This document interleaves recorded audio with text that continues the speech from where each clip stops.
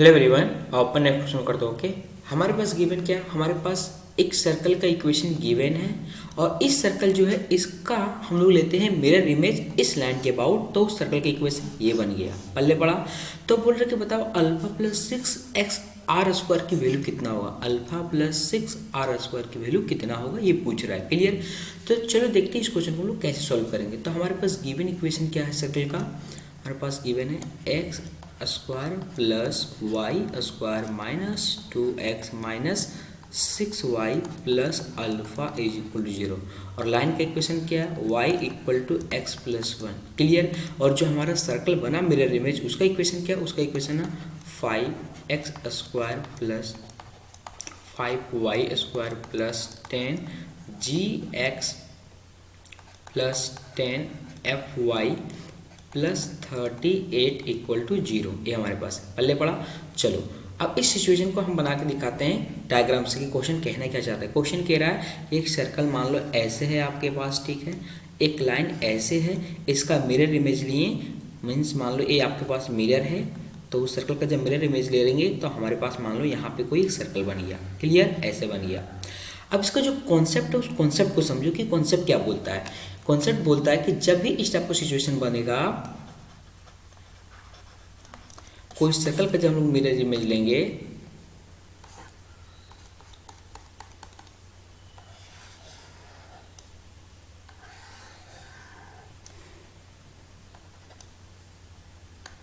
जब इस सर्कल का मिरर इमेज लेंगे हम लोग इस लाइन के अबाउट, तो होता क्या है इस सर्कल का जो रेडियस होता है, रेडियस मान लो तो रेडियस आर है, तो जो मिरर इमेज बनेगा उस सर्कल का भी रेडियस सेम होगा। दोनों का रेडियस क्या होगा? Radius same.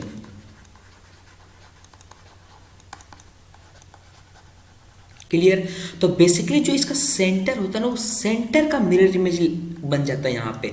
मतलब समझो यहाँ पे एक पॉइंट है, इस पॉइंट का मिरर इमेज लेंगे इसके अबाउट, उस पॉइंट का जो मिरर इमेज आएगा यहाँ पे ये हो जाएगा इस न्यू वाला सर्कल, मतलब मिरर इमेज वाला सर्कल का सेंटर। तो इसका मतलब ये हुआ कि जब भी स्टेप से क्वेश्चन आएगा तो हमको सिंपल क्या करना है, जो सर्कल रहेगा इसका सेंटर का मिरर इमेज ले लेंगे इस लाइन के अबाउट, जो पॉइंट आएगा वो पॉइंट हो जाएगा इस सर्कल का सेंटर। रेडियस तो सेम रहेगा, तो हम लोग को बेसिकली इस सेंटर का मिरर इमेज निकाल लेंगे तो उससे सेंटर निकल जाएगा और रेडियस सेम रहेगा, तो इजीली सर्कल का इक्वेशन हम लोग फाइंड आउट कर लेंगे। क्लियर?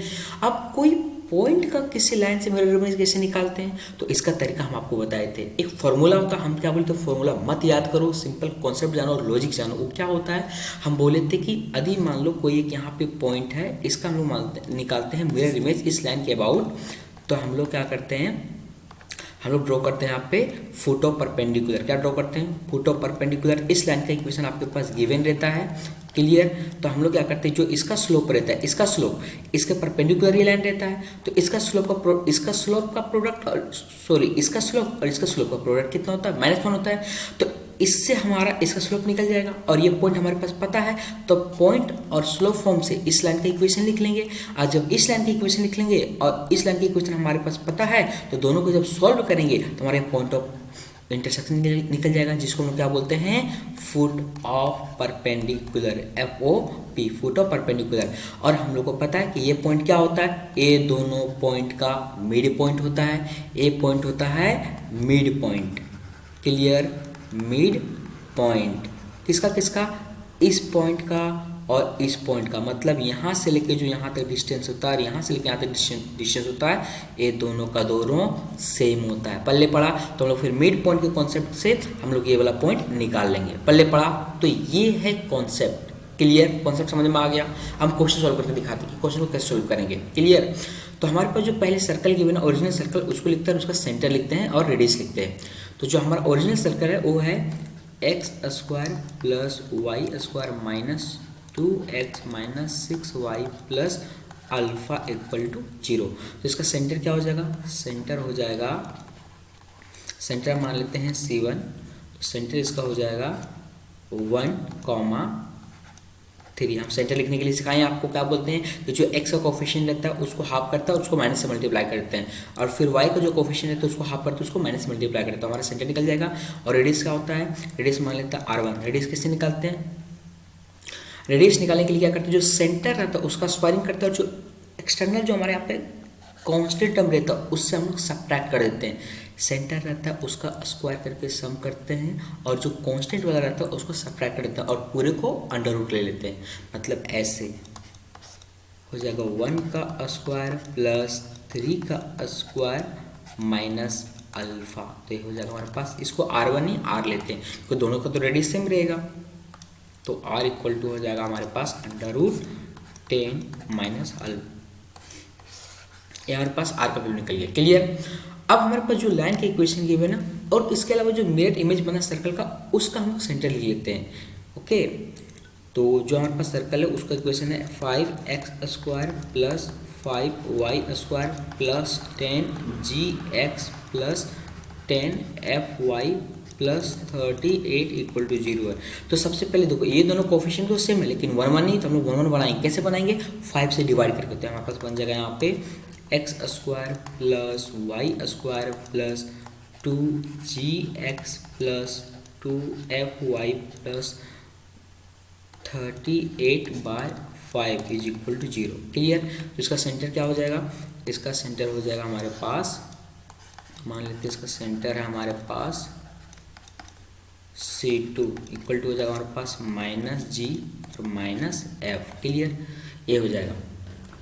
चलो, तो अब हम लोग क्या करते हैं, अब जो सिचुएशन गिवन है उसको फिर से ड्रॉ करते हैं और हम लोग सॉल्व करते हैं। तो हमारे पास ये सर्कल है, ये हमारे पास लाइन है और एक और सर्कल हमारा जो मिरर इमेज बना वो ये सर्कल है। पहले पढ़ा। चलो, दोनों का हमारे पास क्या है, रेडियस सेम है। हमारा इसका सेंटर पता चल गया, इसका सेंटर हमारे पास 1,3 और इस जो मिरर इमेज है इस लाइन का इक्वेशन है y is equal to x plus 1। और हम लोग को क्या है, दोनों का रेडियस सेम होगा, जितना रेडियस इसका होगा उतना ही रेडियस क्या होगा, इसका भी होगा। तो मान लेते इसका रेडियस r है तो इसका भी रेडियस r है। क्लियर। अब ये इस लाइन क्या करेंगे, जब इसको हम लोग इससे ज्वाइन करेंगे, इसको ज्वाइन करेंगे तो क्या होता है, इस पर परपेंडिकुलर होता है। तो इस लाइन पे परपेंडिकुलर, इस लाइन से परपेंडिकुलर इसका इक्वेशन लिखते हैं। और एक लाइन के परपेंडिकुलर या फिर पैरेलल होता है तो उसका कॉन्सेप्ट हम आप लोग को पता है, नहीं पता तो यहाँ बता देते हैं तो कॉन्सेप्ट क्या होता है। सपोज करो आपके पास एक लाइन का इक्वेशन गिवन है ax plus by plus c equal to 0। अब पहला में इस पे परपेंडिकुलर लाइन का इक्वेशन लिखना है, 4 परपेंडिकुलर लाइन। तो हम लोग कैसे लिखते हैं, हम लोग y का जो कोफिशिएंट रहता है उसको x में कर देते हैं और जो x का कोफिशिएंट रहता है उसको माइनस के साथ y में कर देते हैं। पल्ले पड़ा, मतलब हम ये कहना चाहते हैं b into x minus a into y plus एक नया कॉन्स्टेंट लैम्बडा इक्वल टू 0 लेते हैं। ये हमारा किसका इक्वेशन है, जो लाइन इस लाइन पे परपेंडिकुलर है उसका। यदि मान लो हमको ये लिखना रहेगा कि मान लो जो लाइन इस पे पैरेलल है, 4 पैरेलल लाइन, यदि पैरेलल लाइन होगा तो पैरेलल लाइन, तो उसका कॉन्सेप्ट बोलता है कि ये जो x का कोफिशिएंट और y का कोफिशिएंट डेट टू सेम रहेगा, बस कांस्टेंट टर्म में हमारा चेंज जाएगा। तो इसका इक्वेशन होता है ax plus by plus lambda equal to 0।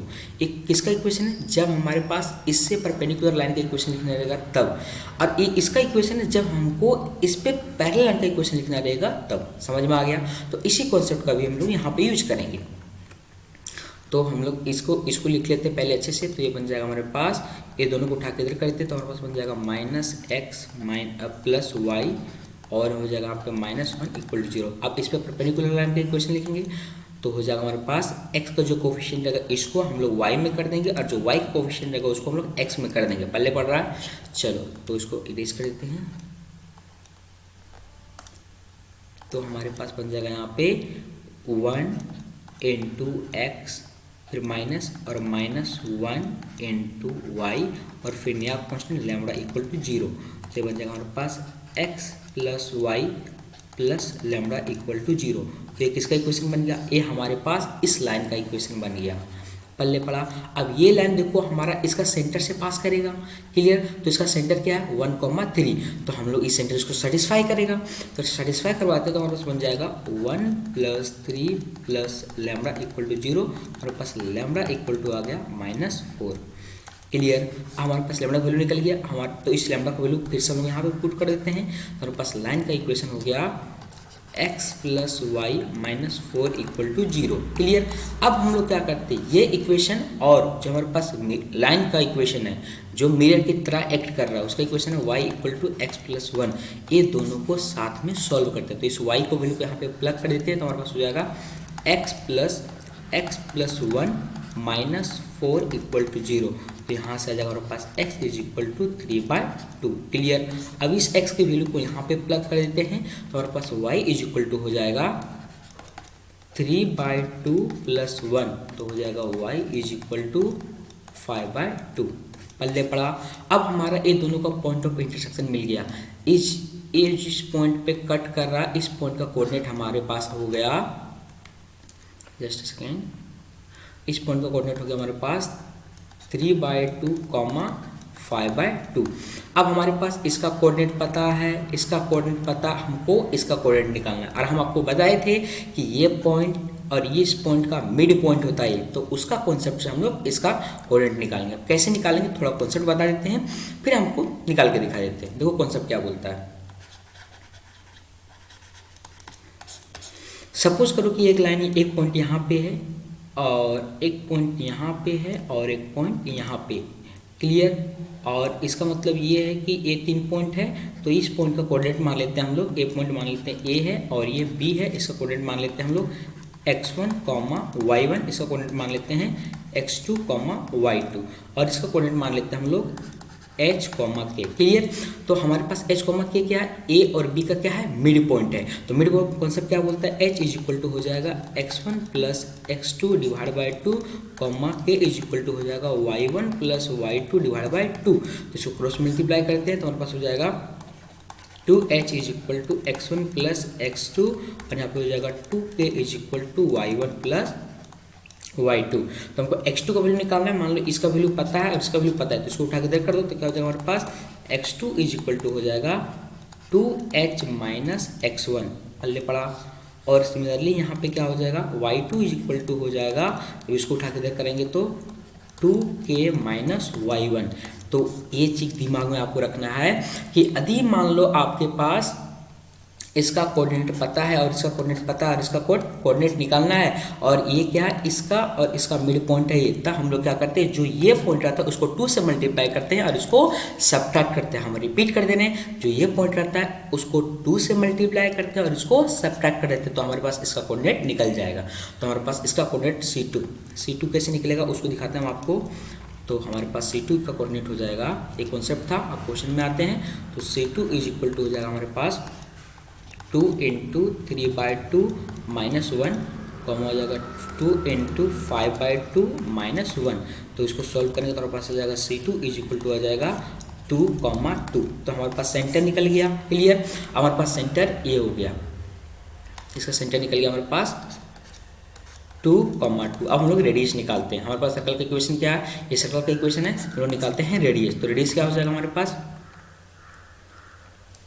तो r इज इक्वल टू हो जाएगा √2 का स्क्वायर प्लस 2 का स्क्वायर, जो कांस्टेंट रहता है उसको सब्ट्रैक्ट करते हैं। हमारे पास कांस्टेंट कितना है, 38/5 है। एक बार हम चेक कर लेते हैं, हमारे पास एक कांस्टेंट टर्म, जस्ट सेकंड, ये हमारे पास एक कांस्टेंट टर्म, ये क्या होगा, सब्ट्रैक्ट होगा।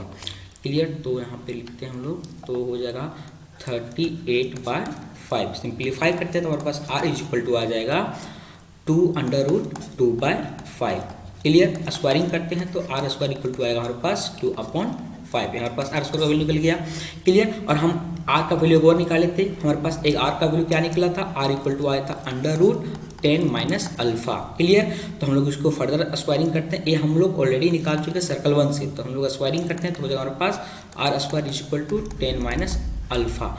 इसकी वैल्यू यहाँ पे प्लग करते हैं तो हमारे पास अल्फा इज इक्वल टू हो जाएगा 10 माइनस 2/5। तो हमारे पास बन जाएगा यहाँ पे alpha is equal to, just second, इसको उधर करेंगे तो r square by this one, very good. तो ये हो जाएगा हमारे पास 50 मीन्स 48/5। हमारे पास निकल गया अल्फा का वैल्यू। पहले पड़ा। अब हमको निकालना क्या, हम लोग को निकालना है अल्फा प्लस 6r स्क्वायर कितना होगा, तो वैल्यू प्लग करते हैं। Alpha value 48 divide by 5 plus 6 × r² कितना वैल्यू कितना है 2/5। सिंप्लीफाई करेंगे तो हमारे पास बनेगा 60/5 इज इक्वल टू 12। तो हमारे पास फाइनल आंसर क्या हो गया, हमारे पास फाइनल आंसर हो गया alpha plus 6r² is equal to 12। So this is our correct answer. Okay, तो हमारा आंसर हो जाएगा यहाँ पे इंटीजर टाइप है तो आंसर हो जाएगा 12। क्लियर, चलो बाय बाय।